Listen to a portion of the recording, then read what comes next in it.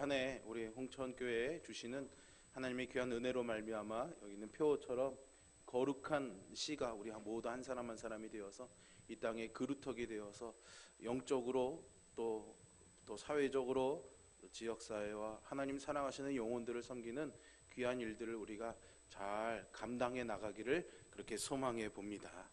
오늘은 말씀을 야곱이라는 인물을 그의 특별히 노년의 삶을 살펴보면서 우리의 생에 함께 하실 하나님을 함께 좀 나눠보려고 합니다.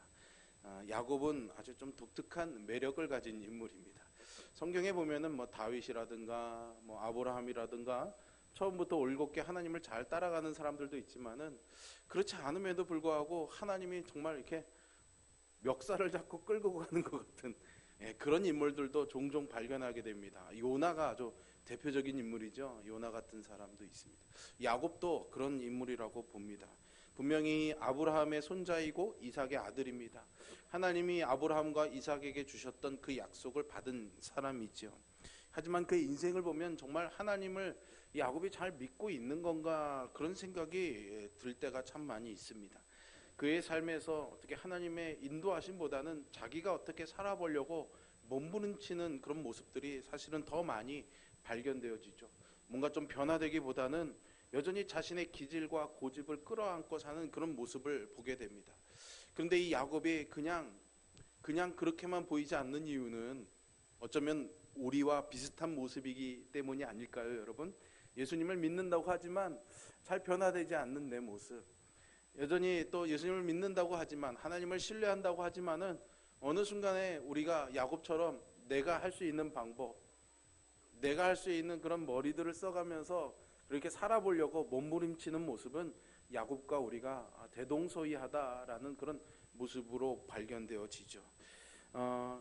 야곱이 굉장히 머리가 약삭빠르고 잔머리가 참 좋은 사람입니다. 그래서 형에게 장자권을 사기도 하고 아버지를 속여서 축복을 받기도 하지요. 하지만 결국 그의 그러한 모습이 결국에는 외삼촌 라반을 만나면서 역전이 됩니다. 그래서 외삼촌 라반에게 속아가지고 굉장히 고생을 많이 하게 되죠. 또 그렇게 얻은 아내들이 또 한 명이 아니고 무려 4명이나 되는 바람에 이 아내들 사이에서도 얼마나 이 갈등하며 고생을 했을까 그런 생각도 해보게 됩니다. 많은 자식들을 낳게 되죠. 그런데 그 자식 중에서 유독 자기가 사랑했던 라헬이라는 여인에게서 난 요셉을 특별히 사랑했기 때문에 결국 이것이 다른 형제들의 질투심을 불러와서 또 이 요셉을 형들이 팔아버리는 아주 비극적인 그런 사건도 일어나게 됩니다. 이렇게 아버지의 편애 그리고 형제들 간에 또 어머니가 또 다 다르고 그런 모습 속에서 12명의 아들이 정말 화목하게 잘 지내기는 참 어려울 것 같지 않습니까? 그러다 보니까 형제들이 자라나서 아들들이 조금 뭐라고 그럴까요? 아버지의 기대에 부응하지 못하는 그런 허물이 많은 모습을 보여줄 때도 있습니다. 장자 르우벤은 자라나서 결국 아버지의 첩이었던 빌하를 범하게 됩니다. 또 둘째와 셋째였던 시므온과 레위는 야곱이 밧단아람에서 돌아와서 세겜이라는 곳에 머물 때 그 자기 동생이었던 디나가 아주 불미스러운 일을 당하는 것으로 인해서 복수를 위해 대학살극을 벌이기도 하죠. 손에 피를 묻히게 됩니다. 다른 형제들도 거기에 동참해서 노략질을 하게 되죠. 그런 참 어떻게 보면은 참 집안이 참 바람잘 날이 없는 것 같은 그런 모습을 보게 됩니다. 그러니 그의 삶에서 하나님의 손이 지나간 그런 흔적들을 찾는다는 것이 여간 어려운 것이 아닙니다. 그런데 여러분 사실은 하나님의 손이 그의 삶에 지나가지 않은 것은 아닙니다. 언제나 보이지 않는 하나님의 손은 우리가 알든 모르든 우리의 삶 가운데 함께 하는 줄로 믿으시기를 바랍니다. 올 한 해도 그런 하나님의 손이 여러분들과 함께 할 줄로 믿습니다. 이 야곱은 하나님의 손이 있었지만 그 손을 붙잡고 살아가지 않았던 거예요. 그저 그가 하나님을 찾을 때는 어떤 이익이 걸려있을 때든가 자기가 아주 절박한 상황에 빠지게 되었을 때나 하나님을 부르짖어 찾게 됩니다. 이것도 우리의 모습과 참 비슷하다 이렇게 말할 수가 있습니다. 그러니 노년의 이 야곱을 살펴보면 도무지 이 신앙적인 이 경건함에 있어서 어른스러운 모습을 찾아보기가 쉽지 않습니다. 그것이 아주 단편적으로 드러나는 사건이 하나가 있는데요. 무엇이냐면 기근이 찾아오게 됩니다. 요셉은 이제 애굽에 팔려가서 총리가 되었고요. 이제 이 기근에서 살아남기 위해서 야곱의 아들들이 애굽의 식량을 구하러 가게 됩니다. 요셉이 총리가 된 줄 모르고 만났을 때 요셉이 그 형제들에게 누명을 씌워서 그 형제 중에서 시므온을 억류해서 인질로 잡고 형제들을 보내면서 가서 베냐민을 데려오라고 합니다. 그 아들들이 야곱에게 다시 와서 이 사실을 말하고 아버지 베냐민을 데려가야겠습니다 라고 말합니다. 그럴 때 이 야곱이 어떻게 반응하는지 한번 보십시오. 창세기 42장에 나오는데요. 창세기 42장 36절과 38절이 이제 야곱의 말입니다. 자막이나 성경을 보시면서 한번 보십시오. 야곱이 이렇게 말합니다. 너희가 나에게 내 자식들을 잃게 하도다. 요셉도 없어졌고 시므온도 없어졌거늘 베냐민을 또 빼앗아 가고자 하니 이는 다 나를 해롭게 함이로다. 38절에 가서는 내 아들은 너와 함께 내려가지 못하리니 그의 형은 죽고 그만 남았음이라 이렇게 말하고 있습니다. 무슨 말입니까? 요셉도 죽고 시므온마저 애굽에 가서 사로잡혔는데 이 베냐민마저 애굽에 가게 되면은 얘가 언제 돌아올지 내가 어떻게 하느냐? 못 간다 그런 겁니다. 못 보낸다 라고 말한 거죠. 시므온 아들이 거기 잡혀 있는데도 말입니다.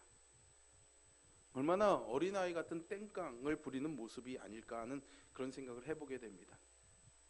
믿음을 갖고 있다고 하지만 성숙하지 못한 모습을 보여주고 있는 거죠.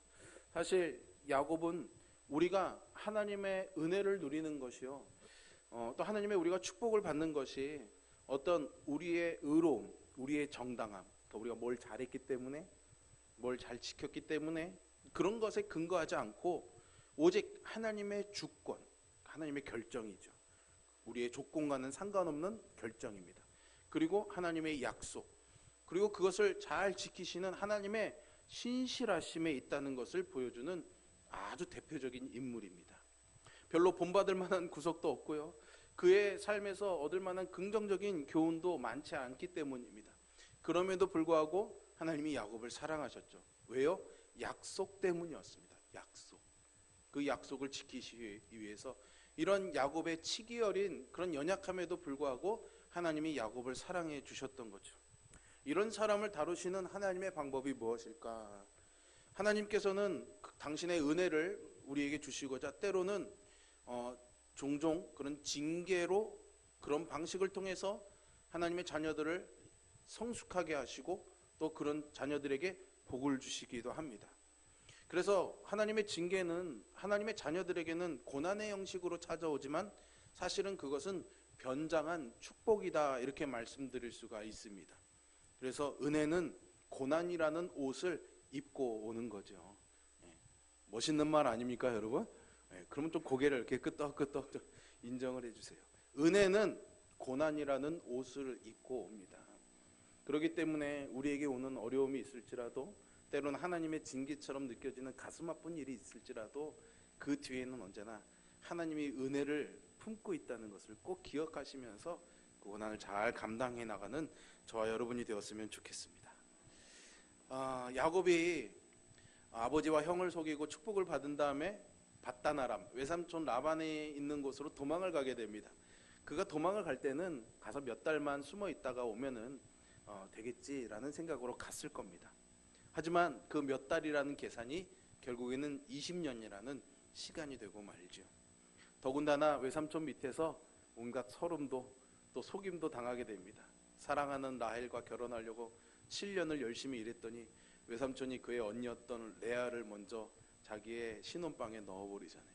걔 또 라헬을 달라고 할 때 7년을 더 일하라고, 그렇게 외삼촌에게 서름도 많이 당하고 속기도 했습니다. 그리고 그가 다시 돌아와서 형 에서와 화해한 이후에 사실은 아버지와 살던 고향 땅으로 가야 됩니다. 왜냐하면 약속 때문입니다. 하나님이 그 땅에서 복 주시겠다고 약속하셨기 때문에 아버지가 살던 약속의 땅으로 가야 됨에도 불구하고 세겜이라는 곳에 머물게 됩니다. 근데 이 세겜 땅에서 아까도 말씀드렸던 딸이었던 디나가 아주 불미스러운 일을 당하게 되죠. 수치스러운 일을 당하게 됩니다. 그걸로 인해서 형제들이 아주 살육을 벌이는 피해 보복을 하게 되죠. 이것도 어떻게 보면은 세겜에 정착해서 가야 될 곳으로 가지 않은 것에 대한 하나님의 징계다, 이렇게 말할 수가 있습니다. 그리고 야곱은 자기의 삶에서 아주 중요하게 여겨지는 인물들을 죽음으로써 이별하는 그런 아픈 경험도 많이 하게 됩니다. 제일 먼저는 사랑했던 여인 라헬이죠. 그 여인이 아이를 낳고 이내 죽어버리고 맙니다. 화해하고 바른 관계를 회복했던 아버지 이삭도 이내 죽어버리고 말죠. 무엇보다도 라헬을 잃은 그 슬픔을 아들이었던 요셉에게 쏟아부었는데 그 아들마저도 짐승에게 찢겨서 죽었다는, 시신도 찾지 못하는 슬픈 소식을 이 다른 아들들에게서 듣게 됩니다. 하나님은 이렇게 야곱에게서 하나님의 자리를 차지하고 있던 그런 사람들을 하나씩 그에게서 멀어지게 하죠. 이런 사건들을 통해서 야곱은 하나님께서 지금 무엇을 하고 계시는가를 배워야 했던 거죠. 고난이라는 옷을 입고 온 축복에서 고난 속에 숨어있는 은혜가 무엇인지를 찾았어야 되는 겁니다. 그러나 야곱은 이런 일들이 반복될 때마다 그때그때 잘 배우는 학생은 아니었던 것으로 보입니다. 그냥 좀 시간이 지난 다음에야 그제서 그때 그런 거였구나 라고 깨닫는, 좀 늦게 깨달아지는 그런 모습들을 우리가 발견하게 되죠. 그런 야곱이 이제 노년에 되어서야 이제 비로소 하나님의 뜻을 발견하게 되는 겁니다. 그리고 자기가 움켜쥐고 어떻게든 살아보려고 몸부림치던 그 힘을 빼고 하나님께 손을 펴게 되는 거죠. 그렇게 생각하게 하는 대목이 있는 겁니다. 아까도 말씀드린 것처럼 애굽의 식량을 구하러 갔다가 시므온을 인질로 잡히고 돌아와서 베냐민을 데려가야 된다고 했을 때 아까 47장에서는 안 된다라고 말하죠. 그죠? 네. 그래서 못 가게 됩니다. 42장이었죠. 42장에서 안 된다라고 38절에 말하고 끝이 납니다. 그래서 못 가는 거예요. 애굽에서 가져온 그 식량으로 이제 얼마를 버티게 됩니다. 그런데 그 식량마저 떨어지고 기근은 끝이 안 나니까 다시 또 애굽에 가야 되는 상황이 생긴 거예요. 궁지에 몰리게 된 거죠. 그러니까 이 야곱이 뭐라고 말합니까? 43장, 창세기 43장 13절에 보시면 야곱이 이제 이렇게 말합니다. 전능하신 하나님께서 하나님을 부르죠. 그 사람 앞에서 애굽의 총리를 말합니다. 너희에게 은혜를 베푸사 그 사람으로 너희 다른 형제와 베냐민을 돌려보내게 하시기를 원하노라. 내가 자식을 잃게 되면 이르리로다 라고 말하는 거죠. 바로 앞장에만 해도 내 눈에 흙이 들어가도 베냐민은 못 보낸다 라고 했는데 이제 더 이상 버텨낼 재간이 없게 되니까 야곱이 뭐라고 말하면 하나님께서 도우셔서 그 애굽의 총리에게 하나님이 은혜를 주신다면 이 베냐민도 돌아오고 시므온도 돌아오게 될 것이다. 혹시 그렇게 되지 않더라도 내가 자식을 잃게 되면 이르리로다 라고 말하는 거죠. 자식을 잃게 되면 이르리로다. 여러분 에스더가 했던 말이랑 되게 비슷하지 않습니까? 내가 죽으면 죽으리이다. 이게 뭡니까? 내가 바라는 일은 있지만은 그대로 되지 않는다 할지라도 나는 하나님을 신뢰하겠다라는 믿음의 고백인 거죠. 그냥 어쩔 수 없으니까 신세를 한탄하면서 포기하는 한탄스러운 말이 아닙니다. 설령 그렇게 된다 할지라도 나는 이것을 하나님께 맡기겠다라는 그런 고백이죠.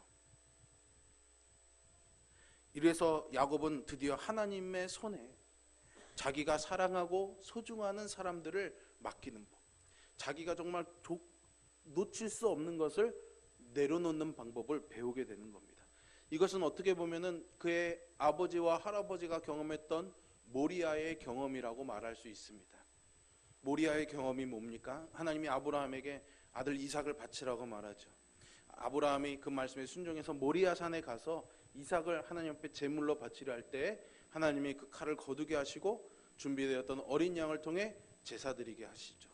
이 경험이 오늘 이제 이 야곱에게 이어지는 겁니다. 여기서 이제 비로소 하나님의 은혜가 야곱의 고집을 이겼구나라는 희미한 증거를 우리가 찾아볼 수 있게 되죠. 그리고 그 결과는 우리가 아는 것처럼 야곱이 베냐민을 돌려받았을 뿐만 아니라 죽은 줄로만 알았던 아들 요셉을 애굽의 총리로 만나게 됩니다. 움켜쥐기만 하면서 살아왔던 이 야곱이 이 움켜진 손을 하나님을 향해서 펼치게 되었을 때 비로소 야곱은 하나님께서 베푸시는 그런 풍성한 은혜의 손길을 경험하고 맛보기 시작한 거죠. 주먹을 쥐고 있어서 잡을 수 없었던 하나님의 그 손을 이제 펴서 내려놓음으로 인해서 하나님의 손을 붙잡게 된 겁니다. 그의 노년, 인생의 끝에 말이죠.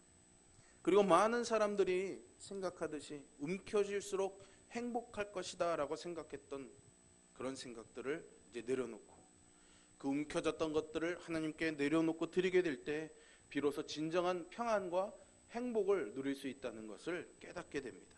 본래 자기 것인 줄 알았던 것을 하나님께서 자기에게 맡겨주신 것이라는 그 사실을 배우게 될 때 비로소 우리는 하나님의 은혜를 풍성하게 누리게 될 줄로 믿습니다.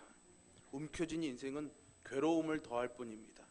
하나님 앞에 내려놓고 펴게 될 때 우리의 그 편손을 붙잡아 주시는 하나님의 손을 붙잡고 사는 저와 여러분 되기를 주님의 이름으로 축원합니다. 그래서 이제 이 야곱이 애굽으로 이주해 오게 됩니다. 애굽에 오면서 총리의 아버지잖아요, 그죠? 총리의 아버지니까 총리의 아버지의 자격으로 애굽 왕 바로를 만나게 됩니다. 근데 이 대목이 아주 흥미롭습니다, 여러분. 창세기 47장 이제 47장에 나오는데요. 7절과 10절입니다. 여기를 보면은요, 요셉이 자기 아버지 야곱을 인도하여 바로 앞에 서게 하니 야곱이 바로에게 축복하매 10절에서도 야곱이 바로에게 축복하고 그 앞에서 나오니라 이렇게 되어 있습니다. 여러분 이 장면을 한번 그려보십시오. 뭔가 좀 주객이 전도된 것 같은 뭔가 묘한 장면이 있지 않습니까? 뭡니까? 왕을 만나는 자리에서 총리의 아버지가 왕에게 복을 빌어달라고 부탁을 해야 되는데 오히려 자기가 왕에게 복을 빌어주고 있는 겁니다. 네, 굉장히 아이러니한 거죠. 여러분 야곱이 어떤 사람입니까? 밧다나람 외삼촌의 집에서 고향으로 돌아올 때 형 에서가 자기를 죽일까봐 에서를 만나면서요 그 앞에서요 7배를 한 사람입니다. 7번이나 엎드려 절하면서 형님 나 좀 용서해 주세요라고 아주 비굴하게 빌었던 사람입니다. 근데 지금은 애굽 왕 앞에서 왕을 내가 축복합니다 이렇게 말하고 있는 겁니다. 왜 그럴까요, 여러분? 왜 이렇게 할까요? 야곱이 이제 하나님의 뜻을 깨달은 겁니다. 자신의 인생을 향한 하나님의 뜻이 무엇인지를 알게 된 거예요. 그 뜻은 뭡니까? 할아버지 아브라함에게 했던 그 약속을 기억한 거예요. 무슨 약속을 하셨습니까? 내가 너로 모든 민족의 복의 근원이 되게 하겠다라는 겁니다. 그러니까 야곱에게 그 약속이 이어져 왔으면 야곱과 만나는 사람들은 그 야곱의 하나님으로 인해서 그 사람도 복을 받는 겁니다. 야곱은 그 약속을 신뢰했던 거예요. 그러니까 지금 신분의 차이는 있지만 바로 왕 앞에서 뭘 하고 있는 겁니까? 하나님이 자기에게 약속하신 것처럼 그에게 복을 빌어주는 겁니다. 하나님의 약속의 의미를 어렴풋이나마 깨달은 거죠. 이 야곱이 그 복을 비니까 바로 왕이 야곱에게 물어봅니다. 너 나이가 얼마나 되느냐 이렇게 물어보죠. 여기 보면 130살이라고 그러는데 설마 그렇게 물어보지는 않았을 것 같습니다. 죄송하지만 춘추가 어떻게 되시는지 뭐 이랬을 것 같은데요. 네. 어쨌든 47장 19절을 보면 야곱이 이렇게 대답합니다. 내 나그네의 길의 세월이 130년입니다.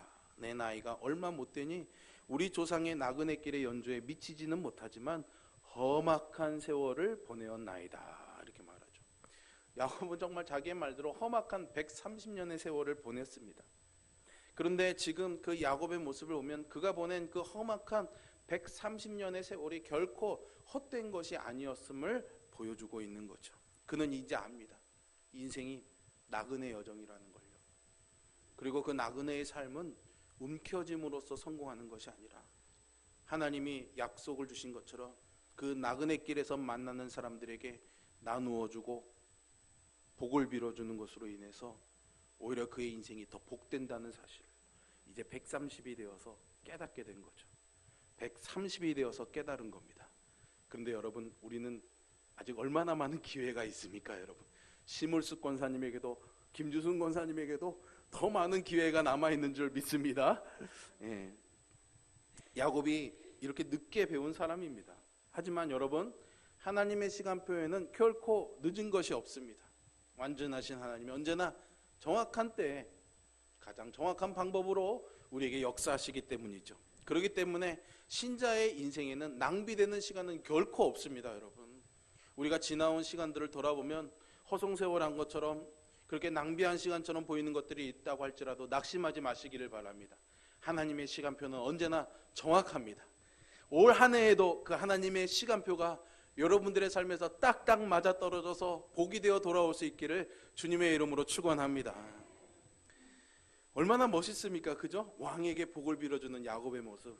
그의 인생에 있어서 이제 애굽이라는 멋진 나라에도 오게 되고 총리의 아버지도 되고 왕에게 복을 빌어주기도 하고 뭔가 또 하나님의 뜻을 깨달아가기 시작하고 정말 인생의 최고 황금기를 맞는 것처럼 보입니다. 그런데 성경은 이때가 야곱의 인생의 절정이라고 말하지 않습니다. 히브리서 11장에 보면은 믿음에 대해서 이야기하면서 믿음의 선진들이 이러이러했다. 믿음으로 아브라함은, 믿음으로 노아는, 믿음으로 이삭은 이렇게 쭉 설명해 주고 있거든요. 거기에 이제 이 야곱도 나옵니다. 그리고 딱 한 절을로서 그 사람의 믿음을 소개해 주고 있으니까 가장 그 사람의 인생의 하이라이트, 가장 믿음이 절정에 달았던 부분을 소개하고 있는 거겠죠. 벌써 자막이 올라와 버렸네요. 히브리서 11장 21절입니다. 같이 한번 읽어보겠습니다. 믿음으로 야곱은 죽을 때에 요셉의 각 아들에게 축복하고 그 지팡이 머리에 의지하여 경배하였으며. 아멘. 야곱의 믿음에 있어서 가장 절정의 시기가 바로 이때였다는 거예요. 언제요? 요셉의 각 아들에게 축복할 때였다라는 겁니다. 무슨 일이 있었을까요, 여러분? 야곱이 죽기 전에 아들들에게 다 축복을 해줍니다. 그 창세기 49장에 나옵니다. 그런데 오늘 히브리서가 말하는 야곱의 인생의 최고 절정은 그 창세기 49장의 아들들에 대한 축복이 아니라요, 바로 그 앞장이었던 오늘 우리가 읽은 본문 창세기 48장 요셉의 아들들에게 축복하던 그 사건이 야곱의 믿음이 가장 하이라이트, 잘 드러나고 가장 절정에 이르렀던 장면이라는 것을 우리에게 소개합니다. 요셉의 두 아들이었던 므낫세와 에브라임에게 축복한 사건을 가리키고 있는 겁니다. 왜 히브리서 저자가 야곱의 수많은 인생의 스토리들 가운데 광야에서 막 사다리 타고 내려오는 천사도 보기도 하고 막 야복강에서 씨름도 하기도 하고 막 그랬잖아요. 근데 왜 그런 것들이 아니라 오늘 이 장면을 가장 믿음을 표현하는 중요한 사건으로 기록하고 있을까요, 여러분? 야곱이 이제 나이가 많이 들어서 죽게 됩니다. 그래서 애굽에서 자란 요셉의 두 손자 므낫세와 에브라임을 축복합니다. 오늘 본문 창세기 48장 15절과 16절 상반절에 보시면 요셉을 위하여 축복하여 이르되 내 조부 아브라함과 아버지 이삭이 섬기던 하나님, 나의 출생으로부터 지금까지 나를 기르신 하나님, 나를 모든 환난에서 건지신 여호와의 사자께서, 라고 야곱이 이 축복을 시작하면서 나의 하나님이 어떤 분인지를 말해주고 있잖아요. 야곱이 그의 인생에서 하나님에 대해서 고백하는 최고의 고백이 여기에 있습니다. 더 이상 하나님은 할아버지 아브라함, 아버지 이삭의 하나님이 아니라 이제 나의 하나님이 된 겁니다. 그래서 이렇게 고백하는 거예요. 나의 출생부터 지금까지 나를 기르신 하나님. 무슨 말입니까? 어머니의 뱃속에서부터 지금 임종을 앞둔 이 순간까지 하나님은 한 번도 나를 떠나신 적이 없다는 고백입니다. 처음 태어날 때부터 죽음을 맞이할 이때까지 하나님은 나를 지금까지 길러주시고 보호하시고 지켜주신 하나님이셨다라는 것을 고백하고 있는 겁니다. 그래서 나를 모든 환난에서 건지신 여호와의 사자다라고 고백하고 있는 거죠. 모든 환난, 한 번도 하나님이 자기를 포기하거나 자기를 내버려 두신 적이 없다는 고백입니다.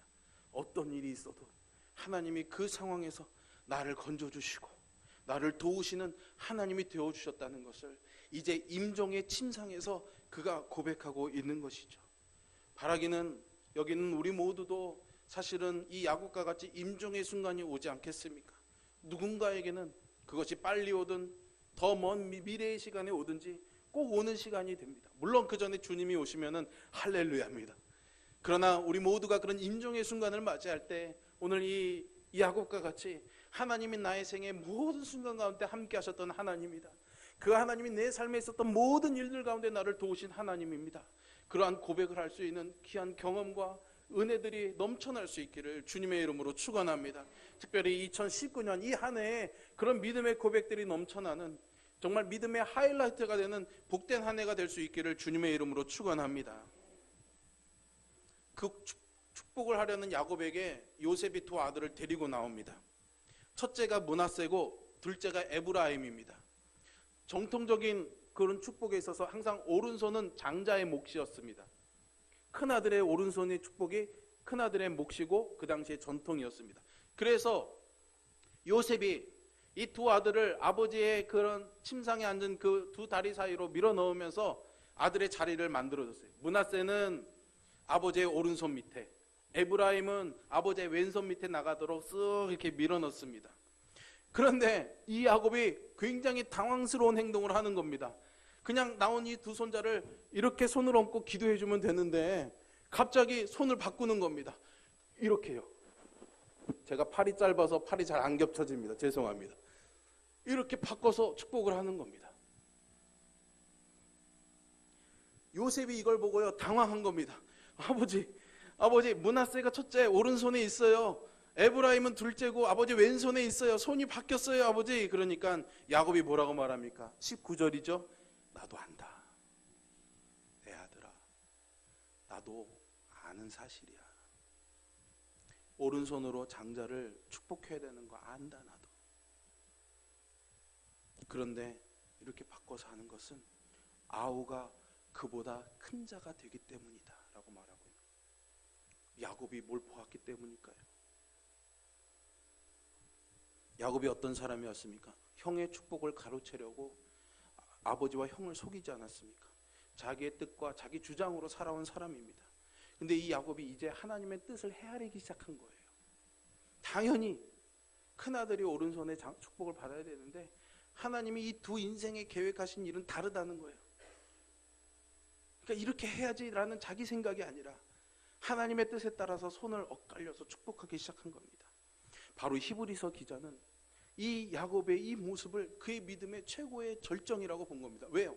하나님의 뜻에 절대적으로 순복하고 있는 거기 때문에요. 자기 고집, 사람들의 반응, 그 당시의 전통과 관습을 뛰어넘어서 하나님이 계획하시는 것을 보면서 그 손을 받고 두 손자를 축복하는 이 모습을 보는 겁니다. 여러분, 우리 인생을 향한 하나님의 관점이 무엇일까요, 여러분? 우리는 항상 하나님 앞에서 내가 하나님의 은혜의 복을 받기 위해서 얼마나 훌륭한 일을 했는지, 얼마나 많은 성취들을 이루었는지, 얼마나 열심히 노력하고 수고했는지, 우리의 그런 수고와 열매들을 먼저 보게 됩니다. 물론 중요합니다. 이것은 우리에게 굉장히 중요합니다. 그리고 하나님은 그러한 열매와 성취들을 우리에게 주시겠다고 분명히 약속하셨습니다. 그러나 여러분, 우리의 인생이 우리의 수고와 섬김을 통해서 이룬 열매와 성과가 아니라 하나님께서 우리의 인생에서 얼마나 신실하고 선한 분이었는지를, 그리고 그분의 은혜가 과연 나의 삶에서 어떻게 나타냈는지를 드러내는 것이 우리의 중요한 관심이 되어야 되는 겁니다. 그래서 성도는요, 내가 어떤 사람인데, 내가 어떤 하나님의 은혜를 받은 사람인데 라고 내가 어떻게 되었는지를 드러내는 것이 아니라 하나님이 그런 내 삶에서 어떤 분이신지를 드러내는 것이 나의 소명이 되어야 될 줄로 믿습니다. 야곱의 인생이 이제 노년에 그것을 우리에게 보여주고 있는 거죠. 잘한 것이 별로 없다는 것, 그것은 오히려 반대로 하나님의 은혜와 신실하심, 즉 하나님의 그런 헤세드, 변함없는 조건 없이 사랑하시는 그 하나님의 헤세드를 더 잘 드러내 보여주는 요소라고 말할 수 있습니다. 중요한 것은 하나님께서 주권적으로, 조건이나 상관에 없이 하나님께서 그렇게 결정하시는 그 주권적으로 우리의 정말 한심하고도 허물 많은 그런 삶 속에서 그러한 삶을 통해서 하나님의 은혜, 헤세드를 드러내기를 기뻐하신다는 거죠. 그래서 헤세드는 언약이고 하나님의 실패할 수 없는 사랑입니다. 비참하게 실패할 수밖에 없는 인생을 끝까지 붙잡아 주시는 하나님의 자비입니다. 사람은 이렇게 할 수 없습니다. 기다림의 한계가 있기 때문이죠. 하지만 하나님은 야곱의 인생을 끝까지 붙잡아 주셨습니다. 그리고 기다려 주셨습니다. 도무지 변화될 것 같지 않고 정말 하나님을 믿고 있기는 한 건가 의문스러운 그의 인생이었지만, 참고 기다리시는 그 하나님께서 그의 인생을 포기하지 않으시고 끝까지 붙잡아 주시고 결국 그를 영화로운 구원에 이르는 이 은혜를 베풀어 주신 겁니다. 이 은혜가 저와 여러분들에게 있기를 주님의 이름으로 축원합니다.